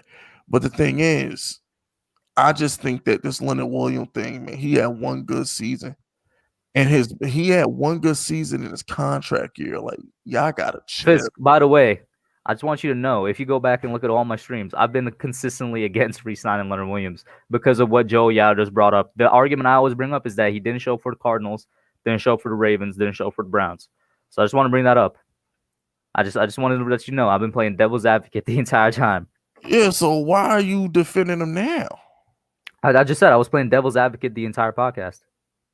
Oh, okay. So all I'm saying is get rid of Leonard Williams. He ain't worth the money. I know it'll break Gettleman's heart, but Joe Judge calls the shots. Let Leonard Williams walk. Go get Daniel Jones some weapons. Go get another tight end. We need another tight end. There's just more important things to do. Then we need an edge rusher. Leonard Williams is not an edge rusher. He's a run-stuffing defensive tackle / end. Whatever. And one of the reasons I've always said that I'm fine if Leonard Williams walks is because if we re-sign Dalvin Thompson, shift what Dexter Lawrence out to what Leonard Williams was, or keep Dexter Lawrence there and then take another D tackle like in the 5th or 6th and plug them there, and then bam, we fine. Shout out to Aeon Paul for the $2 super chat. He says Waddle, if he could catch, plus Saquon equals a defensive nightmare, which is why I'm like 2 wide receivers in the draft I think is going to be good. No, the whole Saquon thing was just a fun thing I did for a video concept because there's nothing to report on the Giants. Mm-hmm. So the whole Saquon Barkley to Houston thing was just a hypothetical. It wasn't a serious accusation. That was just having fun. Mm-hmm. But look, none of this matters. If Daniel Jones is the guy, none of this freaking matters. I like that you're bringing it back. You're really bringing it back now to what you were saying earlier with DJ, and he has to prove himself this year. Yeah, none of this matters. It doesn't freaking matter. None of this matters if Daniel Jones is the guy. It just doesn't matter. And I'm gonna be honest with you. Say if Daniel Jones is the guy, we could plug in any running back. Doesn't matter. Now, Daniel Jones isn't the guy. We're gonna need Saquon. It's the Dak Prescott thing all over again. You think Jerry Jones pays Ezekiel Elliott if he trusts Dak Prescott? And what's happening over in Dallas, by the way? You think they're going to re-sign him? You think Dak moves somewhere? If Jerry was smart, he let him go. But the point I'm trying to make to you is this, Hub. Only teams that don't trust their quarterbacks pay their running backs. Let me put this in context for you. Drew Brees can't throw the ball. If Drew Brees is in his prime, you think they break the bank on Kamara? Nah, Drew Brees is old. Exactly. What did they do in Pittsburgh? They let Le'Veon Bell go because they have who? Ben Roethlisberger. In LA, what did they do? They let Melvin Gordon go because they knew they had Phillip Rivers. So what I'm trying to explain to you is only teams that have quarterbacks like Drew Brees that are at the end pay their running backs. The Carolina Panthers don't have a quarterback. The team in Tennessee, they don't trust Tannehill. Of course they're going to pay Derrick Henry. So what I'm trying to... I got a question for you. Do you trust Dave Gettleman? And right now, as a Giants fan. I would have fired him. But I honestly would have fired him. But it's Joe Judge's show. It's all about Judge. So then do you trust Joe Judge then? I trust Joe Judge. Yeah, so whatever happens this offseason, you just trust them to let them figure it out? You want the truth or the right answer? Give me both. Give me the truth first and then the right answer. The truth is, I don't give a damn. It's all on Daniel Jones. Doesn't matter what they do. If Daniel Jones takes that next step, nothing they do matters. Mm-hmm. And obviously, the right answer is hopefully they do their jobs and get us the proper weapons and utilize the draft the proper way. But the truth of the matter is, it doesn't matter, Hub. Either Daniel Jones is the guy or he isn't. It doesn't matter. Period. It doesn't matter. They can go get Randy Moss and Jerry Rice in their prime. If Daniel Jones ain't the guy, he ain't the guy. Bottom line.